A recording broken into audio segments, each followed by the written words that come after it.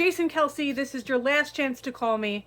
I have absolutely been going out of my way to get tickets to see you in They Call It Late Night with Jason Kelce, but for some reason you haven't called me yet. Now, they ask you one very important question. The question is, who's your favorite NFL team and why?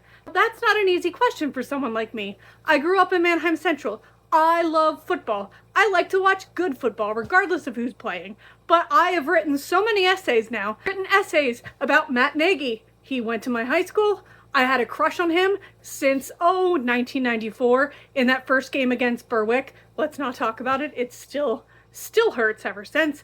But I had the copy of Shiloh that I took him in the middle school to autograph for me because I had a crush on him since 1994. I still love him. Baldman, it works for me, okay? So I wrote an essay about that. I wrote an essay about my first love. Was obsessed with the Detroit Lions. So in the mid-90s, I started watching the Lions. It was perfect on Thanksgiving Day every year to make sure we watched Barry Sanders because he was insane. Loved the documentary about him. They are totally kicking butt. So I would love to see the Lions go all out. So, of course, I'm also a Lions fan. And then Dan Kreider played for the Steelers. He also went to Manheim Central. But when I was on set for Pan Am back in 2011, which is when I met Margot Robbie, but that's a story for another day, the guy sitting next to me, whom I affectionately call husband number 3, was insane over the fact that Dan Kreider went to my high school. I've written essays about all of these things, including how much I love watching the Eagles play. Let me tell you, I did not grow up as an Eagles fan, but there is nothing quite like watching Eagles fans.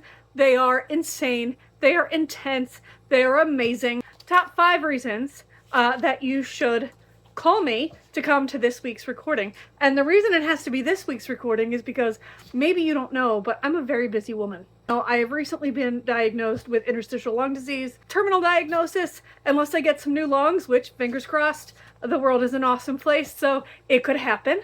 But in the meantime, I have been living my best life, and whenever I am strong enough, I am out there in the world. I can't come to your recording in 2 weeks because I am taking my mom away for her birthday. It will be her first vacation in 17 years, and she has taken such amazing care of me since I got sick. It just seems fitting. And then the week after that, I am slated to meet my half-brother, whom I haven't seen since 1992, because when you get really sick, all of a sudden you have a lot of opportunities when you start chasing down the things in your life that you've always wondered about. So, full schedule. I set an alarm for you, and that is a really big deal.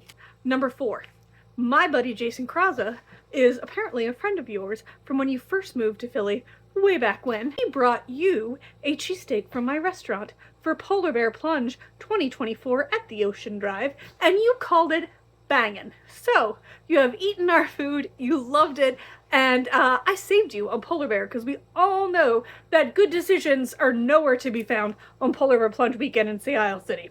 Number 3, one of my absolute favorite places that isn't the beach, and that was the Boardwalk Casino. I absolutely love it there. I like to play the Marvel Avengers game, but you and Kylie were walking your way to skee ball where, in my mind at least, she kicked your ass.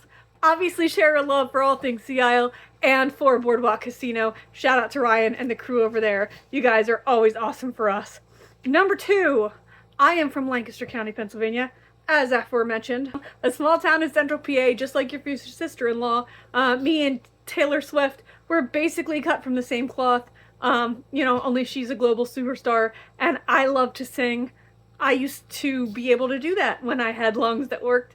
And I'm sure we would basically be on the same level if it weren't for that. But either way, I have followed her career for at least the last 20 years. I've always been impressed with her, and I always felt like she was a hometown girl. So, we're basically in the same hometowns between Sea Isle and Central PA.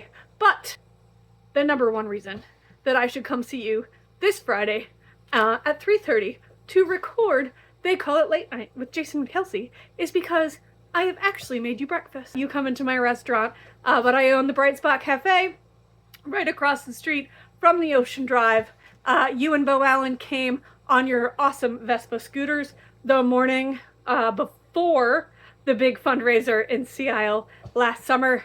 I was more than happy to make you your Elvis toast. I'm going to put up some pictures so everyone knows how good it was. And actually, Bo came the next day, and instead of eating a healthy breakfast before a workout, he ate a hungover breakfast. And when I say he ate, I mean I'm being kind. He looked more like he wanted breakfast to eat him.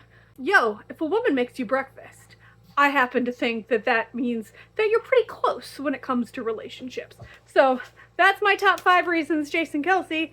Give me a call. I have Friday afternoon blocked off. I am here for you.